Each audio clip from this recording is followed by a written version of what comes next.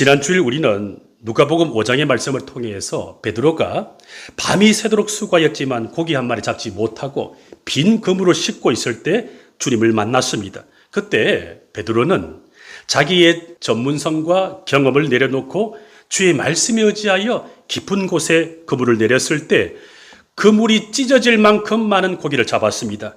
그때 베드로의 가슴이 얼마나 흥분되었을까요? 오늘 본문에 나오는 엘리야도 마찬가지입니다. 엘리야는 갈멜산에서 바알 선지자 450명, 아세라 선지자 400명 합해서 850명과 싸웠습니다. 그들이 믿는 신이 진짜인지, 엘리야가 믿는 여호와가 진짜 신인지 증명하기 위해서 각자의 신에게 기도하여 하늘에서 불이 내려오게 하는 그런 시합이었습니다. 선교학에서는 이것을 가리켜서 능력 대결이라고 하죠. 파워 인카운트. 지금 엘리야가 850대 1로 능력 대결을 펼치고 있는 것입니다. 바알 선지자들이 큰 소리로 외쳤지만 아무 반응이 없었습니다. 그런데 엘리야가 기도하자 하늘에서 불이 내려와서 번제물을 다 태우고 또랑의 물도 다 말려버렸습니다. 엘리야가 승리한 후에 갈멜산 꼭대기에 올라가서 땅에 엎드려 무릎을 꿇고 간절히 7번 기도했습니다. 그 결과 3년 반 동안 닫혔던 하늘 문이 열려서 큰 비가 쏟아졌습니다. 그때 여호와의 능력이 엘리야에게 부어져서 그가 허리를 졸라매고 이스라엘까지 아합 왕의 마차 앞에서 밤새도록 쉬지 않고 달렸습니다. 갈멜산에서 이스라엘까지는 약 25km에서 30km가 되는 먼 거리였습니다. 일반적인 인간의 체력으로는 그 먼 거리를 마차보다 먼저 빨리 달린다는 것이 불가능한데 여호와의 능력이 임하여 엘리야가 아합 왕 마차 앞에서 그 먼 거리를 달리게 되었습니다. 초인적인 힘이 임하였던 것입니다. 자, 이렇게 엘리야는 승리자였고 절대 강자였습니다. 그런데 바로 이때 아합 왕에게 모든 소식을 전해들은 왕비 이세벨 왕비가 엘리야에게 협박을 합니다. 오늘 본문 2절을 보면 내가 내일 이맘때 반드시 너의 생명을 저 사람들 중 한 사람 갖게 하리라. 살해 위협을 하자 그 말 한마디에 엘리야가 무너져 내립니다. 영적 거인이었던 엘리야가 무너져 내립니다. 3절 상반절을 보면 엘리야의 무너진 상태를 정확하게 기록합니다.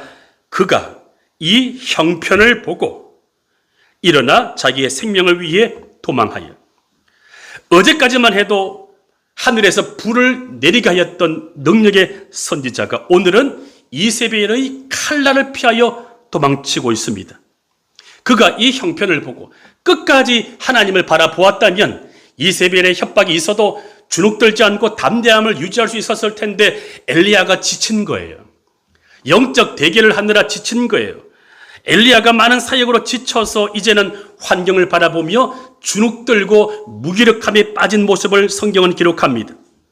그토록 용맹스럽고 담대했던 엘리야의 모습이 온데간데 없이 도망자가 되어버렸습니다.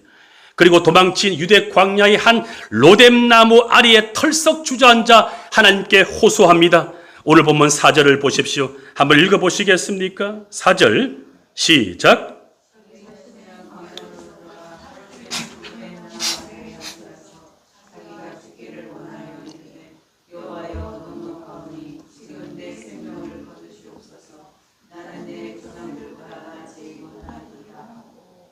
엘리야는 지금 탈진과 번아웃, 우울증이 왔습니다. 번아웃이 무엇이죠? 에너지를 다 소진하여 탈진된 것을 번아웃이라고 말합니다. 저도 제 목회 여정을 돌아보면 엘리야처럼 탈진이 와서 이 숟가락 하나를 못 들겠더라고요.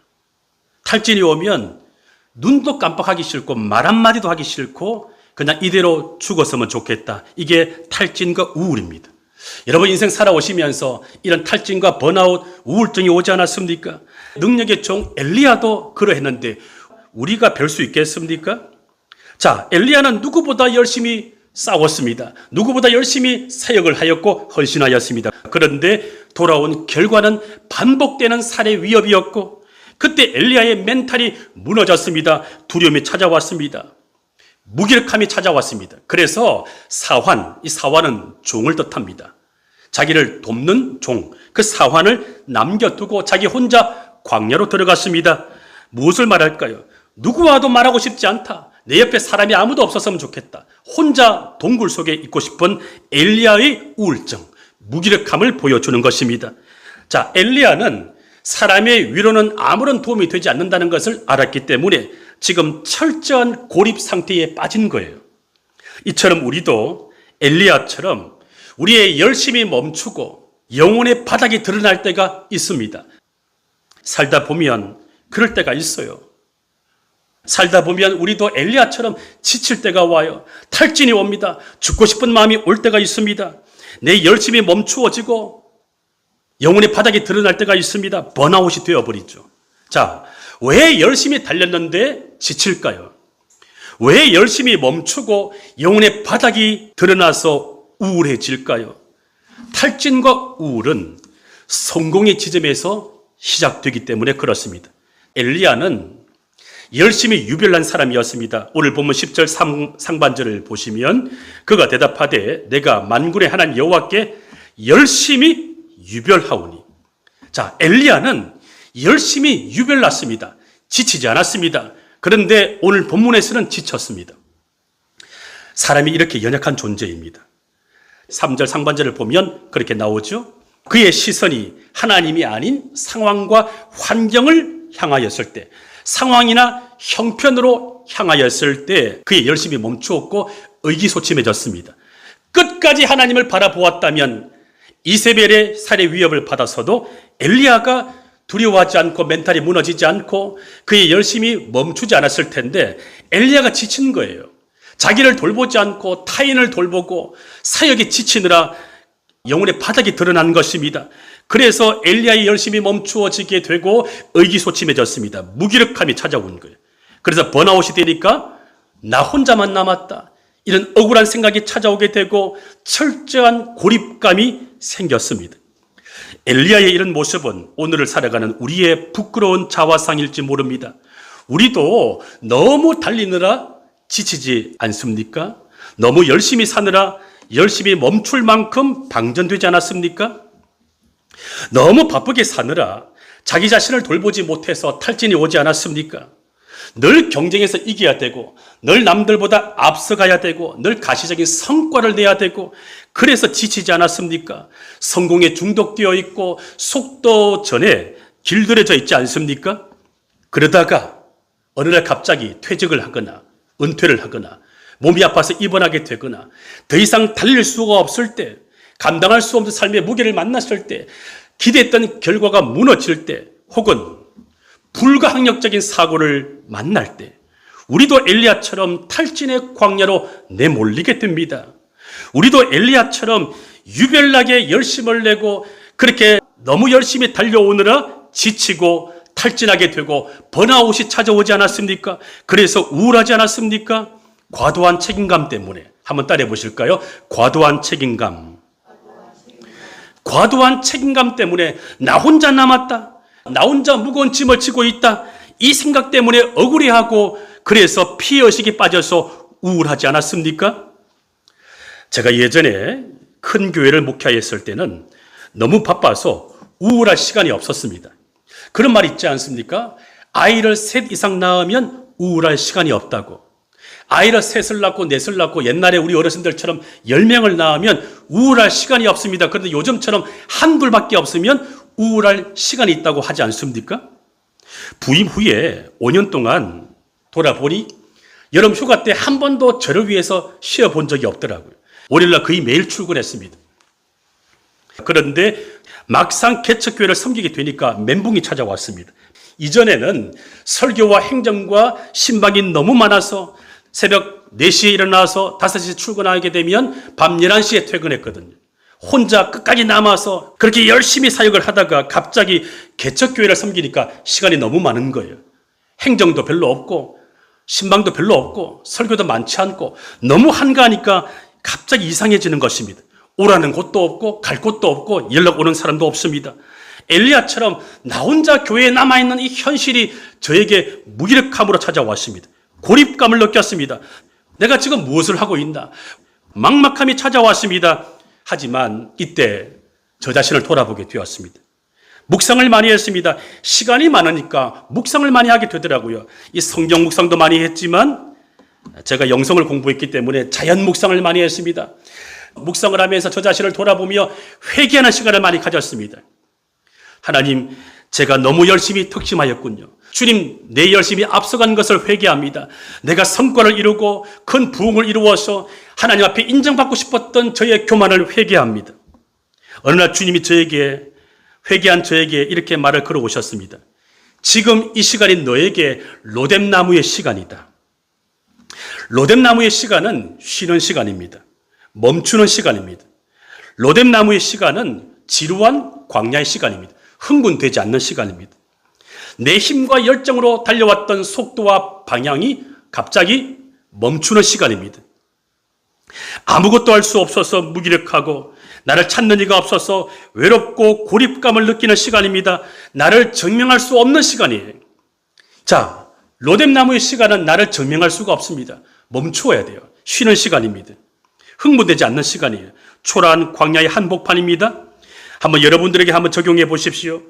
그토록 원하던 결혼을 했는데 결혼하고 나니까 어떻습니까? 그토록 저 사람과 결혼하고 싶었는데 결혼하고 나서 행복하신가요? 그토록 원하던 아기를 가졌는데 아기를 키우면서 너무 힘들어서 혼자서 울 때가 있지 않습니까? 그토록 원하던 직장을 구했는데 직장 가시니까 어때요? 직장 가니까 천국입니까?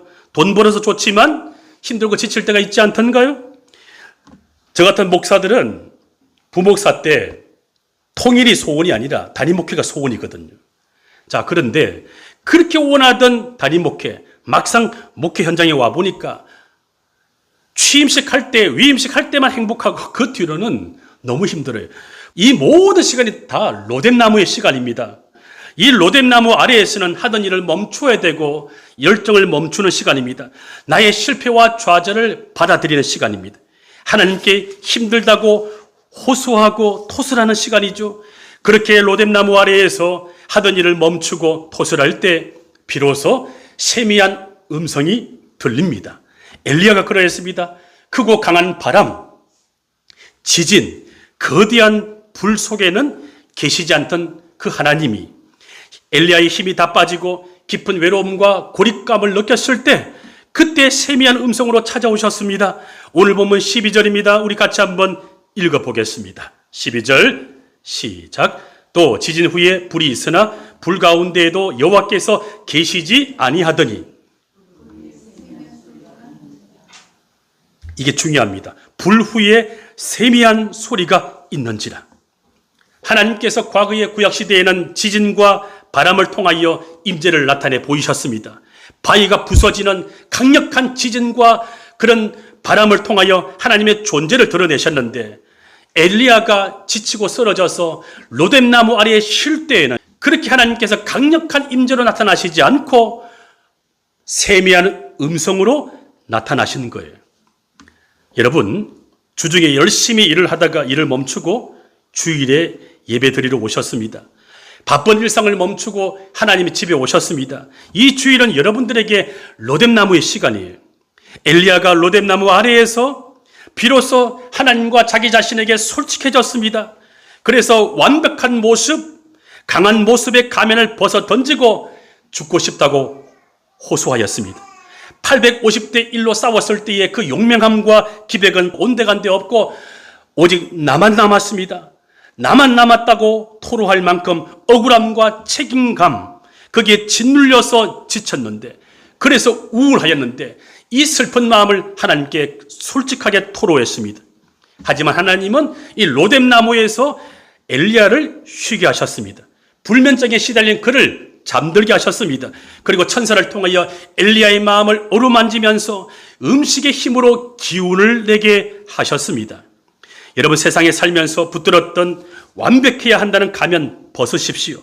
종교의 가면도 벗으십시오. 엘리야처럼 내가 해야 한다라고 한 통제권도 내려놓고 강박도 좀 내려놓으십시오. 엘리야가 사환, 자기를 도와주는 종을 브엘세바에 두고 자기 혼자 광야로 들어갔습니다. 사환은 누구죠? 엘리야의 사역을 돕고 늘 곁에 있는, 지켜주는 존재입니다. 자, 그 사환마저 떼어놓았다는 것은 무엇을 말할까요? 엘리야가 지금 너무나 지치고 탈진하고 우울한 나머지 어느 누구와도 말하고 싶지 않다. 나 혼자 있고 싶다. 우울감과 고립감을 뜻합니다. 원래 깊은 우울증에 빠진 사람은 방문을 걸어 잠그고 혼자 있고 싶어 하지 않습니까? 지금 엘리야가 그러했습니다. 너무 지친 거예요. 그리고 엘리야가 사환을 떠나보낸 행동은 일을 멈춘 것을 말합니다. 나 이제 선지자 못하겠습니다. 라고 하는 사임 선언이자 사표를 던진 거예요. 그리고 이것은 동시에 하나님과 1대1로 만나겠다라고 하는 배수진이었습니다. 그 결과 엘리야는 이 로뎀나무 아래에서 죽고 싶을 만큼 우울증에 빠졌지만 극적으로 살아납니다. 사랑하는 성도 여러분, 한 주간 세상에 살면서 우울할 일들이 얼마나 많았습니까? 내가 아니면 안 되는 일을 감당하느라 무거운 책임감에 얼마나 지치셨습니까? 누구보다 열심히 살았지만 돌아보니 나만 남아 있어서 나 홀로 무거운 짐을 지고 그 책임감과 그 억울함에 얼마나 외롭고 허전하셨습니까? 하지만 그럴 때 어느 누구와도 만나고 싶지 않을 만큼 깊은 고립감에 빠질지라도 그때가 주님의 품에 안기는 시간임을 기억하십시오. 그때가 로뎀나무의 시간입니다. 하던 일을 멈추고 쉬는 시간이에요. 그때 우리는 교회가 로뎀나무로 알고 이 교회에 달려오셔야 됩니다. 그러면 주님께서 여러분에게 엘리야처럼 쉬게 하시고 회복을 주실 것입니다. 그렇다면 우리가 어떻게 해야 이 번아웃과 탈진, 우울과 고립감에서 벗어날 수 있을까요? 어떻게 하면 회복되어서 엘리야처럼 다시 사명의 자리로 나아갈 수가 있겠습니까?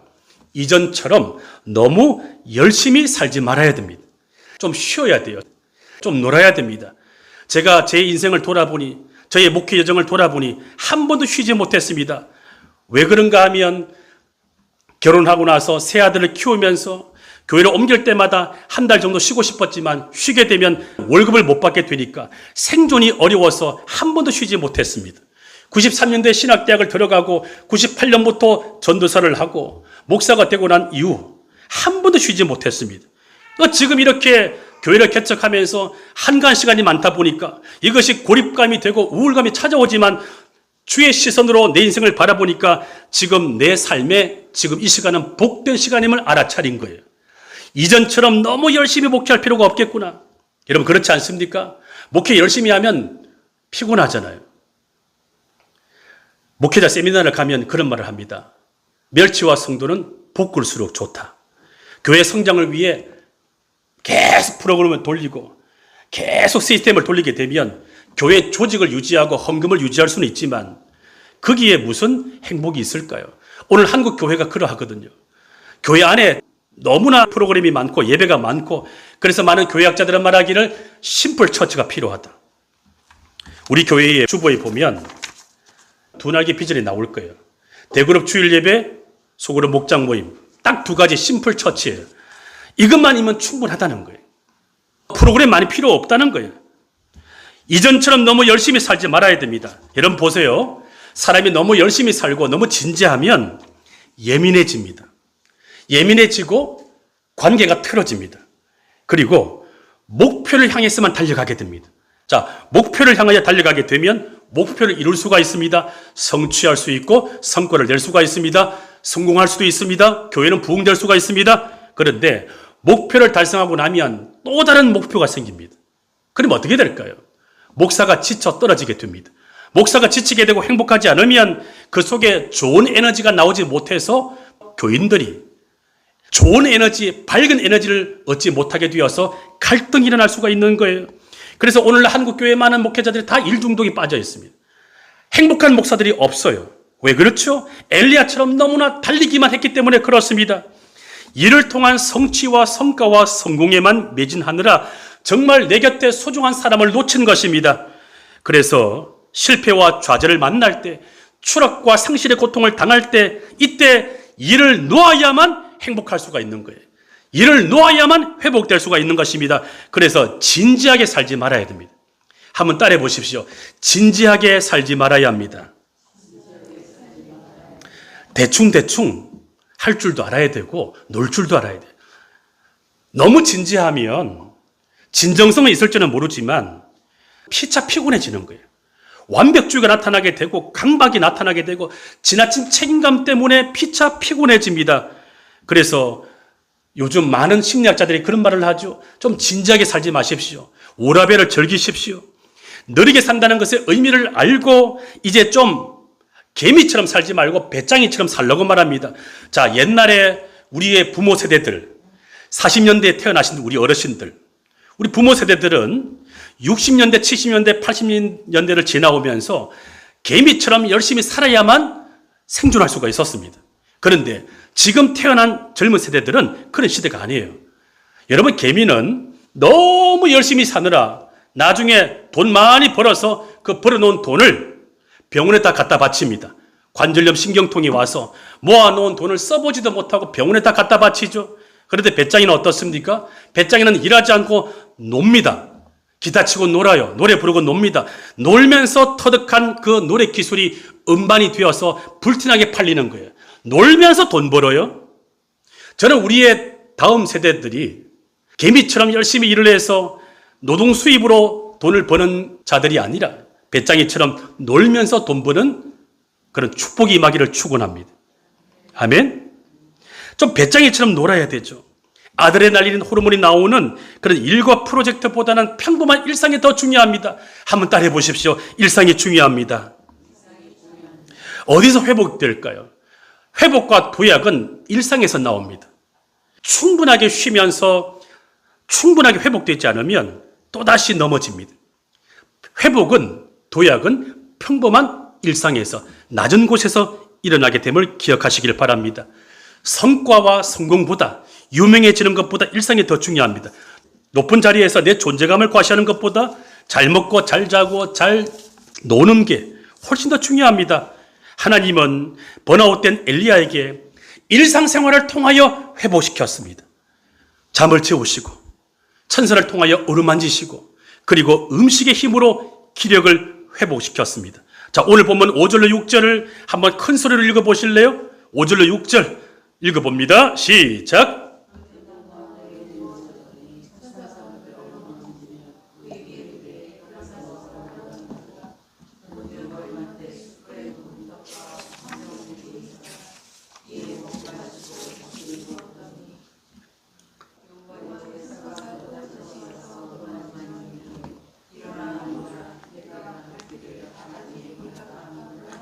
여기서 천사가 지치고 탈진한 엘리야를 어루만졌다라고 했는데 이것은 하나님의 대리자인 천사가 엘리야의 무너진 마음, 지친 마음, 상한 마음을 무조건적으로 공감한 것을 말합니다. 인간은 극심한 우울과 탈진에 빠지면 이 뇌가 망가졌기 때문에, 마음이 무너졌기 때문에 논리적인 말, 조언, 이게 하나도 귀에 안 들어옵니다.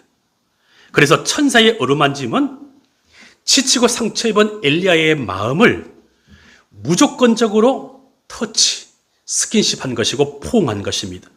저는 우리 개척교회 이 성도들이 이런 천사가 되어야 한다고 생각합니다.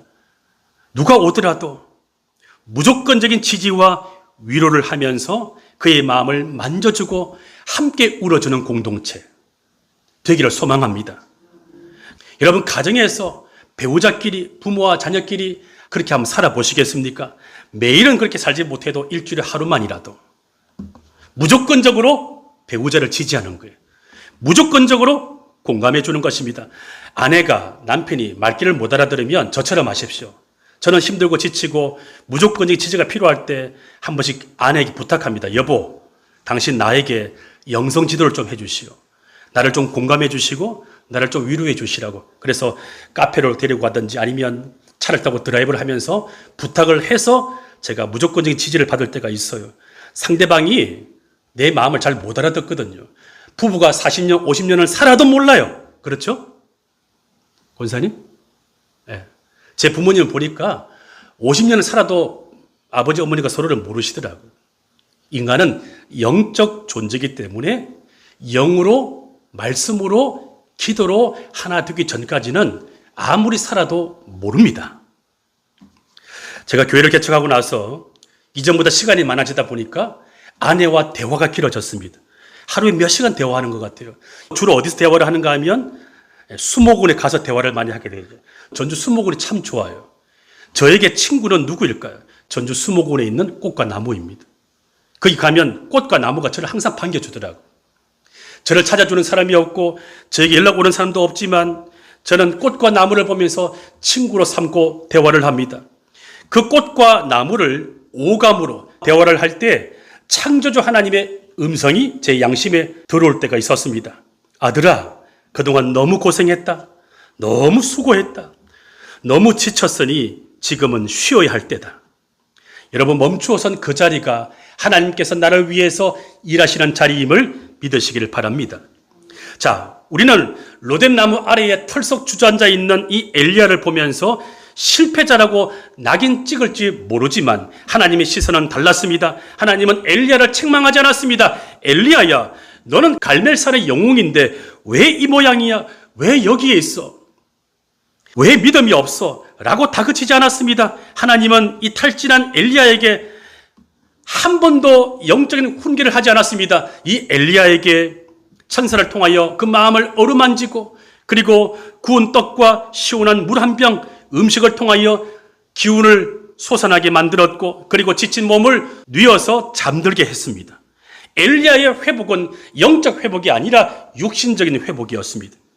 자, 여기서 우리는 이 로뎀나무 시간의 진짜 의미를 깨닫게 됩니다. 로뎀나무는 실패해서 더 이상 달릴 수 없는 폐차가 아닙니다.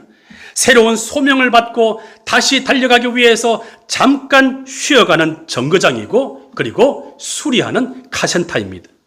이전처럼 내 힘과 내 열정으로 막 달려가는 내가 통제해서 달리는 나의 행진을 멈추고 하나님이 주도하시는 하나님의 행진에 올라타는 시간이 바로 로뎀나무의 시간입니다. 그러므로 로뎀나무의 시간은 복된 시간이에요. 로뎀나무의 시간은 다시 올 수 없는 축복의 시간입니다. 하나님이 여러분을 멈추게 하셨습니까? 나는 달리고 싶은데 하나님이 여러분들에게 브레이크를 거셨습니까? 그래서 아파서 입원해 보셨습니까? 그래서 매출이 줄었습니까? 그래서 관계가 깨어졌습니까? 그거 복구하려고 애쓰지 마십시오. 내버려 두십시오.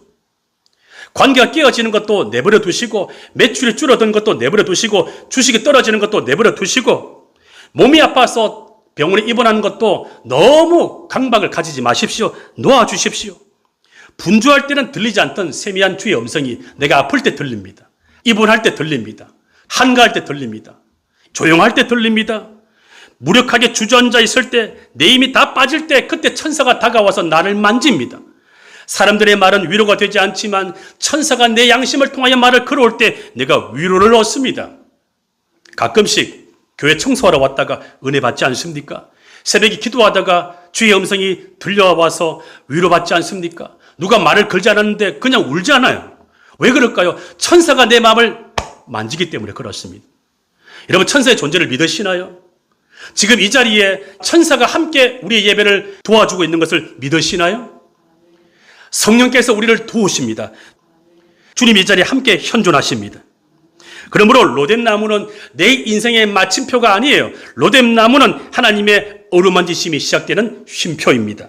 어쩌면 우리가 스스로 멈추지 않으니까 달리기만 하니까 하나님이 강제로 멈추게 하시는지도 모릅니다. 왜냐하면 멈추어야만 비로소 보이는 것들이 있기 때문입니다. 한 25년 전에 나온 영화 가운데 마라톤이라는 영화가 있었습니다.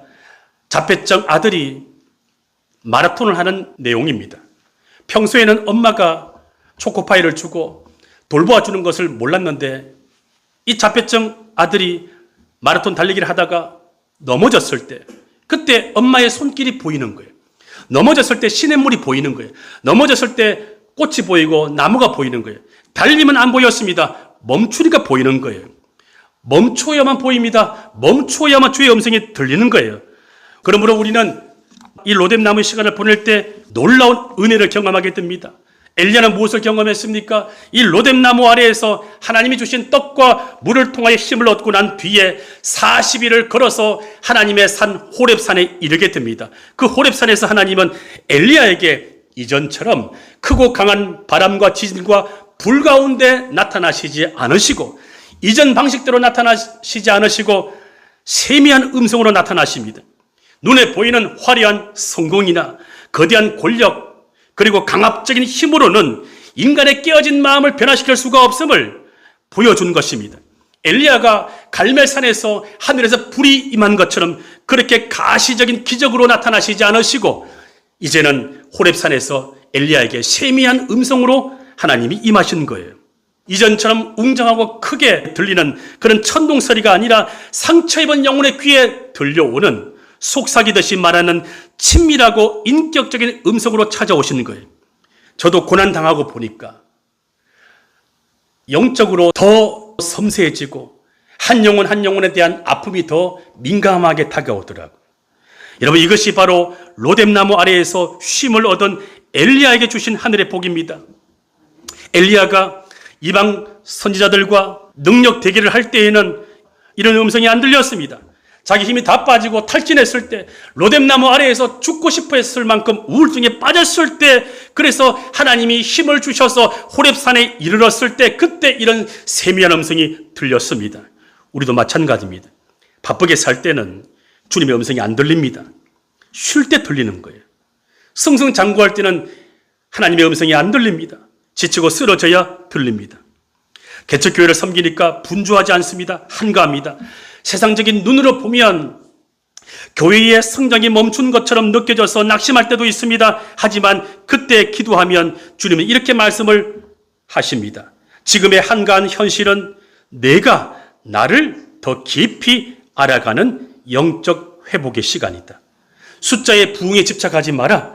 숫자가 부흥이 아니라 사랑이 부흥이다. 지금은 너에게 보내준 한 영혼을 온전히 세워가는 기쁨을 배우는 로뎀나무의 시간이다. 오늘 여러분도 이 예배가 로뎀나무의 시간이 되기를 축복합니다. 세상에서 치열하게 살다가 오셨잖아요. 주중에 치열하게 살다가 달리다가 지치지 않았습니까? 오늘 이 예배를 통하여 충전받으시기를 축원합니다. 주님이 주시는 이 생명의 말씀을 영혼의 음식으로 섭취하셔서 새 힘을 얻으십시오. 천사가 엘리야의 마음을 만진 것처럼 오늘 예배 드릴 때 천사가 여러분의 마음을 만져주실 것입니다. 더 놀라운 사실은 엘리야가 로뎀나무의 시간을 통하여 회복되자 하나님이 그를 위하여 남겨놓은 7,000명, 동역자 7,000명을 남기셨다고 말씀하십니다. 자, 18절 오늘 마지막 구절 함께 읽어보기 바랍니다. 시작. 그러나 내가 이스라엘 가운데 7,000명을 남기리니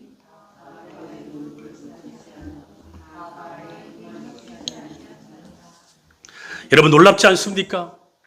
엘리야가 지치고 쓰러져서 탈진과 우울을 겪고 로뎀나무 아래에서 나 이제 선지자 못하겠습니다. 왜 나만 남아서 이 고생을 해야 됩니까? 나 죽고 싶습니다라고 깊은 우울 모드에 빠졌지만 천사의 도움으로 그의 마음이 만져지고 음식의 힘을 통하여 또 잠을 통하여 체력을 얻어서 호렙산에 이르렀을 때 그때 이전처럼 크고 강한 바람과 지진과 불 가운데 나타나셨던 하나님은 안 보이시고 세미한 음성으로 다가오셔서 엘리야가 그때 인격적인 하나님의 음성을 듣고 회복을 경험하였는데 바로 그때 하나님이 너를 위해서 내가 7,000명을 남겨놓았다.